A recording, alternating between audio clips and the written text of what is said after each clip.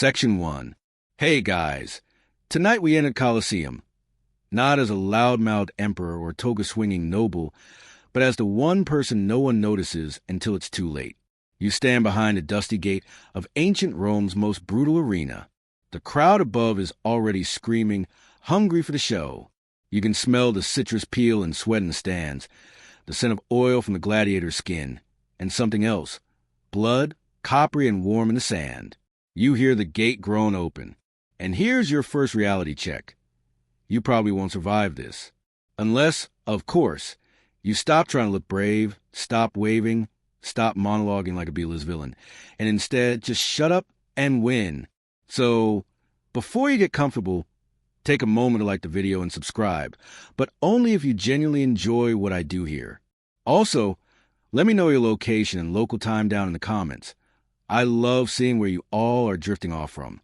Now, dim the lights, maybe turn on a fan for that soft background and let's ease into tonight's journey together. You've stepped into the Colosseum, circa 80 AD, an echo chamber of death and showmanship. Gladiators are the first influencers, and the crowd wants drama. But you're not here to perform. You're here to outlast. Most rookies die before lunch.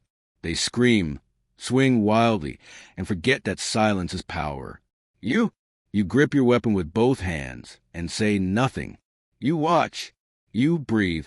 You don't even flinch when a guy in wolfskin gets his face removed like it's a stage prop malfunction. The veterans, the real ones, they don't need to talk. They nod. They move like they've already won. One guy is nicknamed Umbra, Latin for shadow. He's won 14 matches and hasn't spoken a word. Rumor says he was once a librarian or an assassin. Historians still argue whether he ever existed at all. Some say he was a ghost in the sand. But you feel the truth of it now. Silence unsettles. It leaves space for others to panic. The louder your enemy yells, the more desperate they are. Like peacocks flaring up feathers before being eaten by a tiger. You aren't here to strut. You're here to survive. The Colosseum was Rome's megachurch of chaos. Seating 50,000 people, it was a marvel of engineering. Trapdoors, elevators, a full-blown naval battle once. But none of that matters to you. You focus only on the dust patterns under your opponent's feet, the twitch in their left arm, the way they lead with the right. You strike only once, precise, sharp, and final. And you don't cheer. You back away. The crowd roars, of course. The emperor yawns. And you walk back to your cell like you just picked up milk from the market. That's the secret they don't put on murals. Some of the deadliest gladiators weren't the biggest or loudest or bloodiest.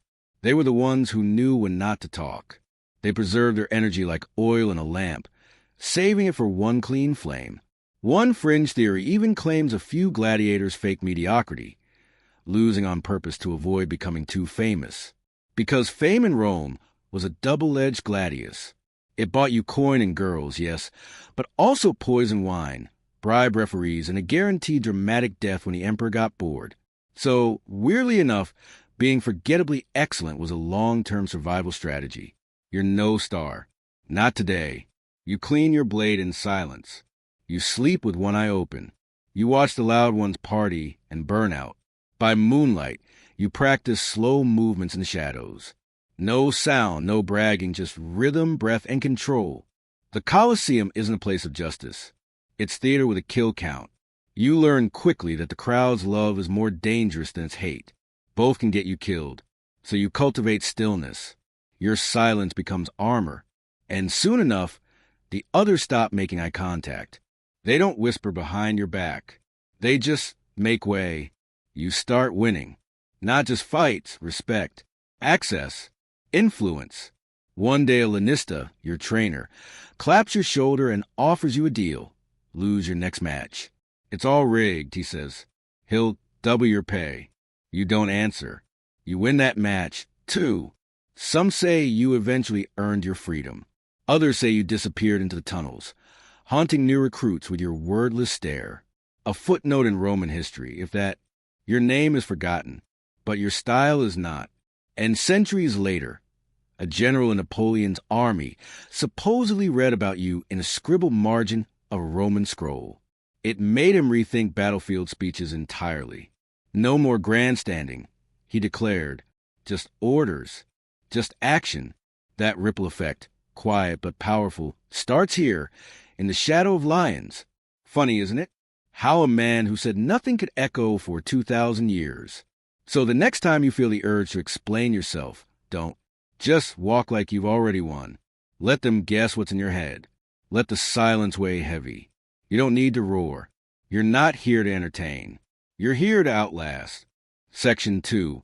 You blink, and the sand beneath your feet turns to gravel. The roar of the Colosseum fades, replaced by the high-pitched whistle of wind slipping through wooden slats. Now you're in feudal Japan, standing at the edge of a bamboo grove just before dawn. The trees sway gently. They whisper, but never scream. Kind of like you're about to learn to do. You're wearing a kimono. There's a sword at your side, but your fingers don't twitch. Not even once. You're no farmer. Not anymore. You've been chosen barely to begin samurai training under a master who says only 3 things per day. Sometimes 4 if he's cranky. Your first lesson? How to shut up and stand still. That's it. For hours. And yes, your feet hurt. But here's the secret. In this world, loudness equals amateur hour. The blade doesn't just cut the enemy. It cuts ego. It's not for noise, but precision. You start to understand what your master means when he gestures toward a silent koi pond and says, "There." You nod, not because you get it, but because you're learning the only correct answer is silence and presence. You'll figure it out or die confused. Back then, being a samurai wasn't all slow-mo duels in the rain. It was daily drills, etiquette, and strict codes. Bushido, the way of the warrior, governed everything. How you fight, eat, even die. Historians still argue whether Bushido was actually followed or just a romanticized code imagined later. But either way, the ideal was real enough. Loyalty, honor, discipline, and restraint. You train beside others, some younger than you, some older, all wearing the same face. Calm, unreadable. No smack talk. No loud celebration after besting an opponent. You win? You bow. You lose? You bow. You bleed? You wipe it and bow. One guy, Masaru, gets cocky. After a clean sparring win, he smirks, says something smug like, "Try harder next time." The next morning, he's reassigned to duty for a month. You don't see him wield a blade again, not even for vegetables. Meanwhile, another trainee, tiny, silent, eyes like polished obsidian, starts defeating opponents twice her size. Nobody knows where she's from. She never speaks unless spoken to. People start calling her Yuri, the ghost. Your master nods approvingly after her every match, not because she's strong, but because she's quiet, focused, unflinching. You begin to emulate her. Stillness becomes a practice. Even your breath slows. You become aware of how words clutter the air, how silence sharpens your awareness, how shouting before a strike alerts your opponent, and how a soft footfall might mean survival. You remember one afternoon when a visiting lord arrives. He brings noise, drums, banners, wine, and an entourage with mouths. He laughs too loudly and claps too quickly. But your master just sits, sipping tea, saying nothing, not a nod, not even eye contact. And it works. The entourage simmers down. The Lord stumbles over his next words. That's the moment you realize true power doesn't require an announcement. In fact, it hates one. Later, in battle, you feel it. You ride through a mist-covered forest where every branch feels like a test. Arrows could fly from anywhere. You grip your reins, say nothing and listen. A twig snaps. You react. Your sword moves before your voice ever could. Quieter warriors often survive longer. That's not poetry. That's probability. They moved less, drew less attention, and spent less time flapping their mouths and more time planning exits. Here's a quirky little footnote. Some samurai would test their sword on corpses or condemn criminals to measure a blade's sharpness. The best blades, the legends say, could cut through multiple bodies with a single swing. These tests were cataloged with unsettling precision, right down to the number of spines severed. Silent but savage. One such swordsmith, Sengo Muramasa, became infamous for forging bloodthirsty blades. Supposedly cursed, these swords compel their owners to kill. Whether that's myth or metallurgy, scholars still debate. The point is, silence didn't mean softness. It meant control. It meant directing your energy into the moment that mattered. One rainy morning, your master hands you a scroll. It simply reads, "The loud die first, the still die last. Choose." You get it now. Finally. And then he smiles. Not a full smile, just the edges. But it might as well be a full standing ovation. You've arrived. Years pass. You don't become famous. You become effective. Your name doesn't enter the legends, but your students remember you. One day, you watch a young trainee fidget and boast during drills. You assign them the same punishment Musser once earned. Muck duty. Full circle. You walk away with a calm that even thunder respects. You don't flinch when challenged. You don't bark commands. You point, or don't. Either way, things get done. And when someone finally asks, "What's your secret?" you don't answer. You bow. Section 3. You're sweating under an iron helmet now. It's heavy, awkward, and smells like someone boiled old soup in it. The air is thick with the scent of manure, rust, and too many unwashed bodies crammed into one wooden tower. You're a knight, or close enough. It's 1415 northern France. Your boots squelch in the mud outside Agincourt. The English army is outnumbered, exhausted, half-starved. The French are armored like walking fortresses. And you're just trying to keep your head down and your sword dry. There's a guy nearby, Sir Gilbert or maybe Gerald, yelling about God and glory. Every third word is valor. He's on his third monologue this morning. He's going to be the first to die. The archers are quiet. They chew on leather strips and look at the sky. You stay near them. It's strange how silence grows thick before a battle. It's not fear. It's focus. And when the arrows finally fly, blackening the sky like a swarm of angry quills, it's the quiet ones who move with purpose. No screaming, no speeches, just measured steps and muscle memory. Agincourt is one of history's wild underdog stories. Outnumbered 6-1, the English longbowmen decimated the French cavalry in a muddy killing field.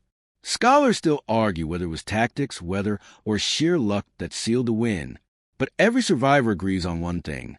The noise came from the losing side. You press low behind your shield, knees bent, teeth clenched. Your heart hammers like it's trying to break out of your ribs. But you say nothing. Sir Gilbert? He's charging. Loudly. You don't see him again. Later, you help drag a French knight, trapped in his plate armor, face first through the mud. He weighs as much as a horse, and swears like one too. The irony doesn't escape you. All that metal, all that pride, and he still falls like everyone else. You don't gloat. You nod to the archer beside you, who grins through cracked teeth and says, "Let the blade talk." That becomes your motto. In the weeks that follow, you rise through the ranks. Not because you talk strategy in tents or give rallying speeches, but because you deliver. When asked for your opinion, you speak in full sentences only when necessary. Mostly you nod, you sharpen, you act, and people start to notice. One grizzled captain calls you the Whisper. It starts as a joke, then it becomes a name. You never correct them, never deny it. That's the trick. You let others create the legend for you. All you do is keep moving, keep winning, and stay quiet. The battlefield isn't the place for charm. It's where loose talk becomes loose heads. There's this old tactic. Some call it psychological warfare. Others just call it smart. That involves letting your enemies hear nothing from your camp. No torchlight, no music, no firecrackle. The French used it at the siege of Orleans. Made the English paranoid. Where are they? What are they planning? The answer? Usually nothing. But fear loves a vacuum. That's what you do now. You become a vacuum. At night, while the squires gamble and the knights drink, you sit by the fire with a wet stone and your thoughts. The other men slowly edge toward your habits. Less bragging, more prep. One of them even stops yelling during battle, and suddenly his survival rate skyrockets. Imagine that. You remember something odd one evening. A rumor passed from soldier to soldier about a ghost knight. No face, no name, just a presence on the battlefield. Appears silently, disappears just as fast. Leaves only bodies and blood in his wake. Some swear he's real. Others say he's just fear personified. You never claim to be him, but you also don't deny it when someone asks if you've seen him. Just a glance. Maybe a half shrug. You're starting to understand.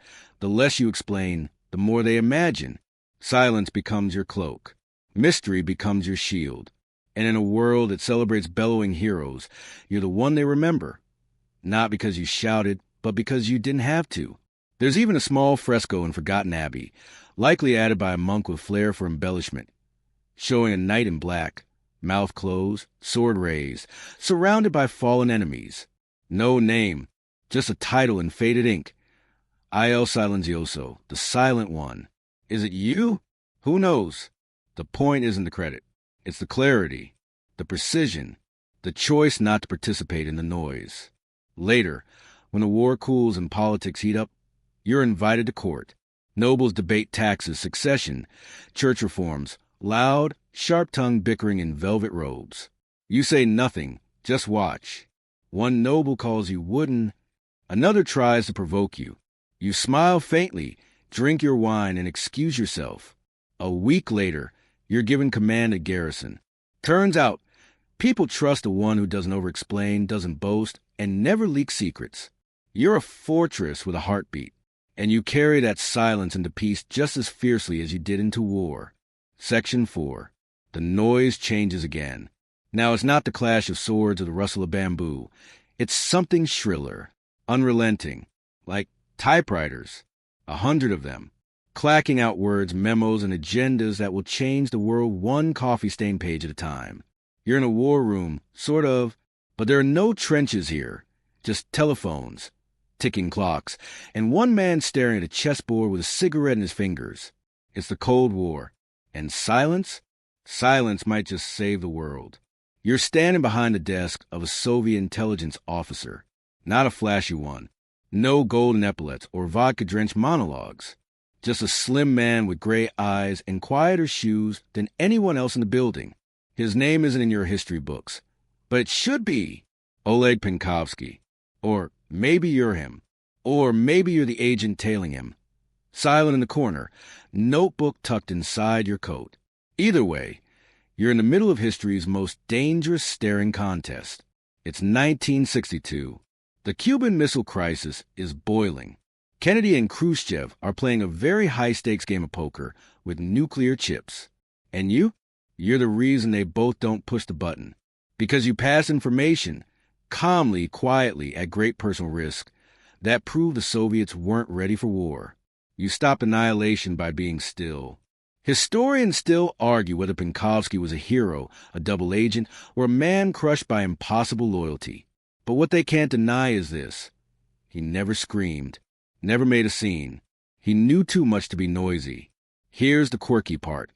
His messages to the West weren't long-winded essays. Just photos, maps, cold, silent facts. No opinions, no drama. Just enough to help U.S. analysts breathe a little easier while the rest of the world held its breath. You remember a meeting in a small London flat. There's a dog barking outside, muffled jazz drifting through the floorboards.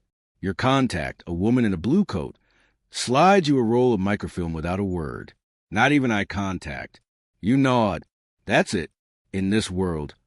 Even a glance can be a liability. Later, when you're debriefed in Washington, someone jokes, you've got the quietest resume in the agency. You smile, but you don't laugh. Because you remember what it felt like to hide a camera in a cigarette case, to pass notes under the gaze of stone-faced KGB officers, to know that every breath might be your last, and yet you never raise your voice. In Langley, they teach new recruits about the whisper principle. Never coined officially, of course, but everyone knows it. The quieter you are, the more they listen. If you scream something, it gets ignored. If you whisper it, they lean in. It's a psychological trick, sure, but it works. You use it during an operation in Berlin. An East German guard was getting suspicious. Too many questions. So you lowered your voice instead of raising it. Asked for directions, politely like a tourist. It disarmed him. Literally. That moment becomes a story shared behind glass doors. The day you disarm suspicion with a map and a mumble. And it spreads. Young spies start mimicking your calm. They learn to speak less in interrogations. To observe more during surveillance. To write concise reports. You become something like a myth. The agent who never blinked. Someone once left a post-it note on your desk that just read, "Shut up and win." You kept it. Meanwhile, the louder agents, the ones who bluff and bark and play cowboy in trench coats, they burn out. Or worse, they get noticed. Not you. You slip through decades like smoke through cracks. There's a story, half legend, half footnote, about a bug planted in a U.S. ambassador's office inside a wooden carving gifted by Russian schoolchildren. It went undetected for 7 years. The Americans called it the thing. No batteries. No wires. It was activated by radio waves. Silent. Passive. Elegant. You feel an odd kinship with that object. In your quieter moments, you walk along the Potomac and think about how close the world came to ending in 1962. You think about the weight of secrets. The irony that peace was preserved not by shouting generals or fiery politicians, but by a few soft-footed men and women willing to keep their mouths shut long enough to gather the right truths. Maybe that's what winning really looks like. Not medals, not fame, but impact without noise. Even now, retired and technically forgotten, you still follow the rules. You say little in interviews. You nod more than you speak. And if someone asks you what you did during the Cold War, you just say, "I typed." Let them wonder. After all, the loudest stories burn fast. The quiet ones, they linger. They echo through declassified files and whisper through pages that were once redacted. They survive. You survived. And not just because you were clever, but because you knew when to talk. And more importantly, when not to. Section 5. The terrain shifts once again, and now the war isn't with blades or spies or missiles. It's with time. Your enemy is seconds, expectations, and the sweaty hand clutching a stopwatch. You're on a track. Gravel crunches beneath your feet. The stands blur with bodies. Cheering, jeering, waiting for your name to mean something. But your mouth? Still shut. It's 1936, Berlin. The Olympics. And you're Jesse Owens. Or you're running just behind him, trying to keep pace, not just with his strides, but with history. The world is watching, and the stadium smells like cigarettes, damn paper, and arrogance. Nazi flags flutter in rows like hostile punctuation marks. Hitler sits in the box, arms crossed. You feel that gaze, not personal, just oppressive. A statement, not a stare. Everyone expects noise. Commentators yammer about Aryan superiority. German officials mutter about honor and race. But on the track, it's just breath, pulse, focus. When you take your mark, you don't puff out your chest. Don't thump it or scream. You breathe, shake out the nerves. Say nothing. Then the gun cracks and you're gone. Owens wins for gold medals. In front of Hitler, while the world is itching for conflict. Historians still argue whether the Fuhrer refused to shake his hand, or whether it was a scheduling dodge. Doesn't matter. Owens wasn't there to yell about victory.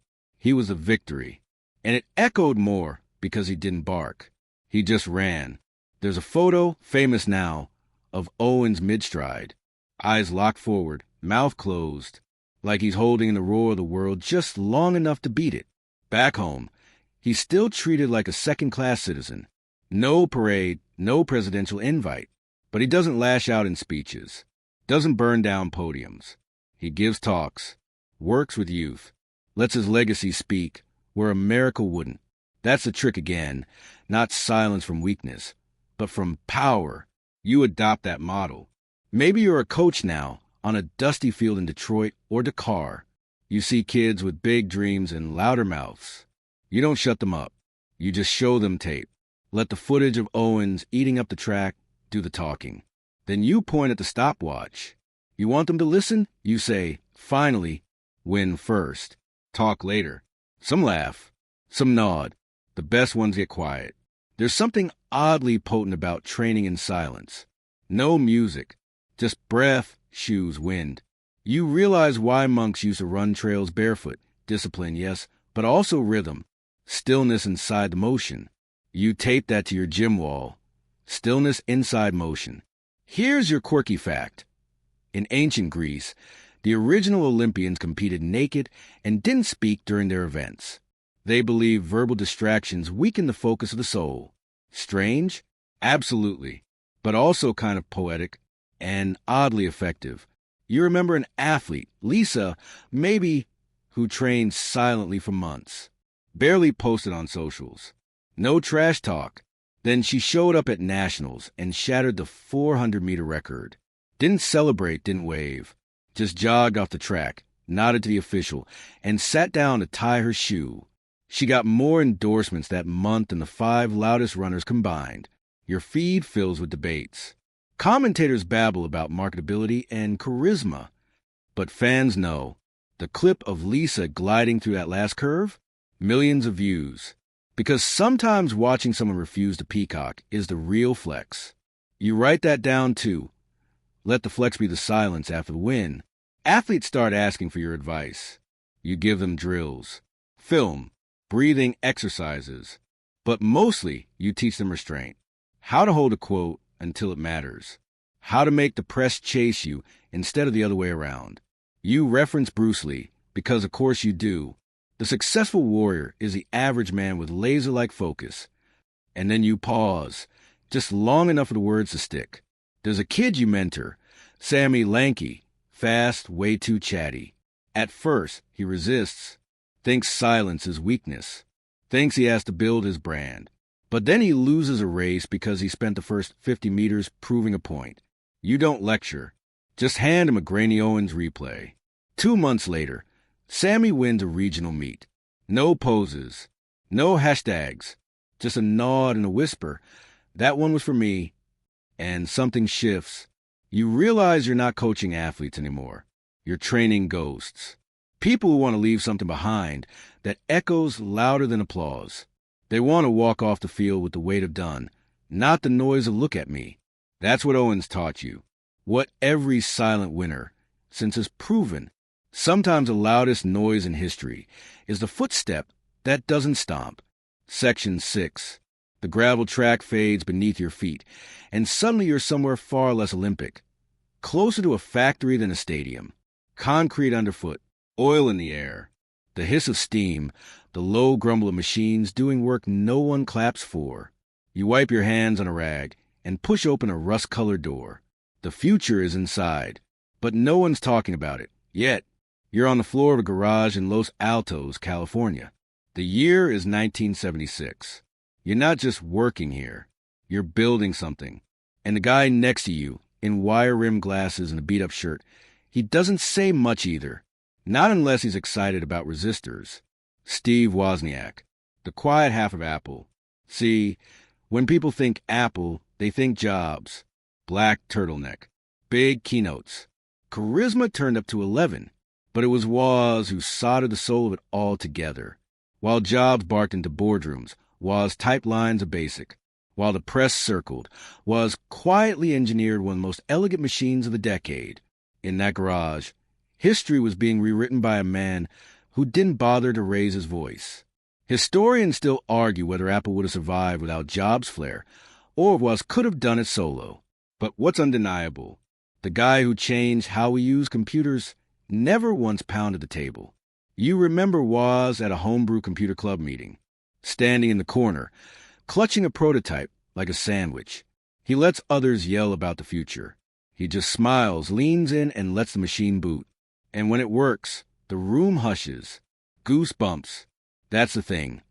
Sometimes silence wins a debate before it even starts. Quirky side fact. Wozniak insisted on giving out computers at cost to hobbyists, even when Jobs wanted to mark them up. Why? Because the thrill wasn't in the money. It was in watching something work, in the hum of progress, in the blank stare of a green terminal screen flickering to life like the eye of a waking beast. Now you're in a modern-day startup incubator. Neon lights, beanbag, and ping pong tables disguised as work ethic. The founders pitch like auctioneers. Slide decks like dating profiles. All flash, all speed. But in the corner, there's one kid in headphones, building. No pitch, no team, just code. You walk over. He doesn't flinch, just nods and turns his laptop so you can see. It's brilliant. No brand yet. No coming soon hype train. Just a quietly elegant backend that solves a real problem. No one's noticed him yet, but you've seen this before. In garages, in labs, in basements where brilliance simmers just below noise level. You tell him a story about Woz, about the homebrew days, about what happens when you build something too good to be ignored. He doesn't say much, but he starts working faster. And so, do you? Because now you're thinking about a different kind of noise, the constant hum of self-promotion, LinkedIn humble brags, thought leaders who think too loudly, panels where no one listens, just waits to speak. And you wonder, what if we stopped trying to be heard and just made something worth listening to? You decide to run a test. You post nothing for a month. No updates. No threads. Just work. Quiet, focused, ruthless iteration. And when you finally unveil the thing, a product, a tool, a book, it lands like a meteor. Because while others talked, you built. Feedback floods in. But not the kind that just says, cool. The kind that says, this solved my problem. The kind Woz would have smiled at. You realize something profound. Silence isn't the opposite of communication. It's the filter that sharpens it. The quieter you are during creation, the louder your results sound when they land. And now you teach that. To teams. To founders. To teens making their first app. You call it garage mode. It's not about where you build. It's how. Low on ego. High on execution. Fewer meetings. More making. One afternoon, a mentor asks you for your elevator pitch. You hand him your phone. Open it, you say. He does. And he gets it. That's the power of shut up and win. When your work says it for you. No keynote required. Section 7. The hum of machines fades, replaced by the steady tick of a clock on a wall. You're no longer in a garage or on a track. You're inside a quiet library, walls lined with thick books, the scent of old paper and leather binding curling around your senses like a familiar blanket. Your fingers trace the spines, landing on a volume written centuries ago. The title faded, but the promise inside very much alive. It's the 18th century, the age of enlightenment, and you're walking through the halls of the French Academy of Sciences. People are whispering, but not just out of respect, because ideas are fragile and competition fierce. Loud talk is the enemy of discovery. You find yourself in the company of Antoine Lavoisier, the father of modern chemistry, a man known not for bombast, but for meticulous notes and quiet rigor. His groundbreaking work on oxygen and combustion didn't happen in grand speeches, but in patient experiments, measuring every fraction, noting every detail. Historians still argue whether Lavoisier's calm precision or his tragic end at the guillotine better symbolizes the turbulent balance of reason and chaos in his time. But his legacy is clear. Science demands silence, attention, and humility. One quirky bit. Lavoisier once used a fish tank to carefully measure oxygen consumption by a guinea pig. Not glamorous, but revolutionary. You picture him in a dimly lit lab, patiently waiting as the animal breathes in and out, the scales on his balance barely shifting. No dramatic pronouncements, just quiet measurement. You lean into that quiet, letting it seep in. Science is, after all, the art of shutting up and letting nature speak. Later, in a dim cafe near the Sorbonne, you meet a young Marie Curie, just starting to understand what it means to win quietly. She's absorbed in her notes, her voice barely above a whisper when she explains how she isolates radium. She knows fame will come, but she's learned the value of silence in the lab. Data is truth's voice, she murmurs. Noise is distraction. You nod, because in your own battles, whether with ideas or people, you've seen the same playbook. Talk less, observe more, trust the results. That principle seeps into your own world, far from French laboratories. When you present projects, you keep slides sparse. When you lead meetings, you listen most. When your voice is heard, it's because you've chosen when to speak, not because you shouted louder. There's a quiet revolution happening in how knowledge spreads. Podcasts with whispered tones. YouTube creators using ASMR to share secrets. Historians now argue whether this trend is a retreat from discourse or a new form of engagement. You like to think it's a little of both. In your own work, you start experimenting. Voice low, pacing slow, pauses weighted. Like a scientist measuring breath in a room. The effect? People lean in. They remember. You craft your narrative carefully. Each word a measured drop in a vast pool of silence. And just like Lavoisier's balance, you find your own equilibrium. Quirkily, you note the rise of silent meetings in companies. No talking aloud, only writing or gestures. Productivity reportedly soars. You smile. Think of the old French academicians, and how centuries later, they still teach us to shut up and win. Now, as you close the book, you realize winning quietly isn't about hiding. It's about mastering the art of thoughtful expression, speaking when it matters so that your words carry weight instead of noise. And in this quiet, your story grows louder than any shouted triumph.